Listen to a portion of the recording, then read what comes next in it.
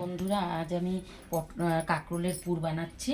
তো এটার জন্য আমার কি নিতে হচ্ছে, কাঁকরোলগুলোকে আমি আগে সিদ্ধ করে নিয়েছি।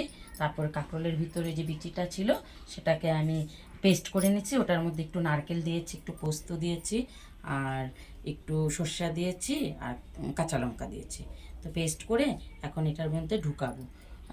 কাঁকরোলটার ভিতরে ঢুকিয়ে আমি বেসন গুলেছি, বেসনের সাথে একটু চালের গুঁড়া দিয়েছি, দিয়ে তারপরে পুরগুলোকে একটু ঢুকিয়েছি। ঢুকিয়ে আমি এখন ডুবিয়ে এই যে তেলের মধ্যে, তেলটা গরম হওয়া অবধি আমি অপেক্ষা করছি।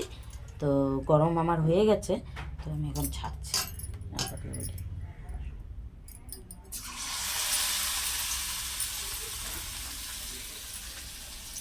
আপনারা 2-3টা করে দিতে পারবেন, একটু তেলটা একটু বেশি করে দিলেই ভালো হয়।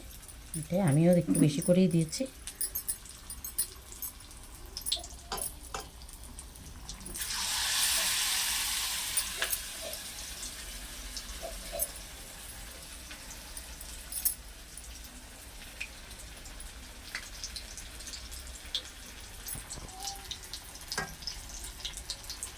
আমি প্রথমে 3টা দিয়েছি, এখানটা 3টে দিয়েছি, একটু সময় লাগবে করতে। একটু আঁচটা একটু কমিয়ে দিলে ভালো হয়, তাহলে ভিতরের জিনিসগুলো একটু সিদ্ধটা ভালো হবে।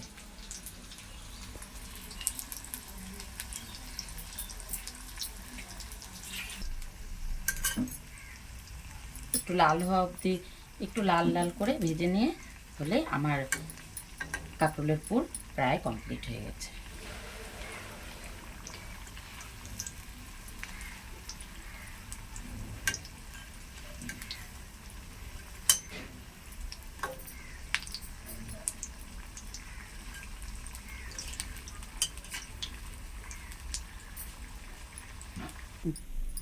এই যে বন্ধুরা, আমি এই যে কাঁকরোলের পুর আমার হয়ে গেছে। ভালো লাগলে লাইক সাবস্ক্রাইব করবেন।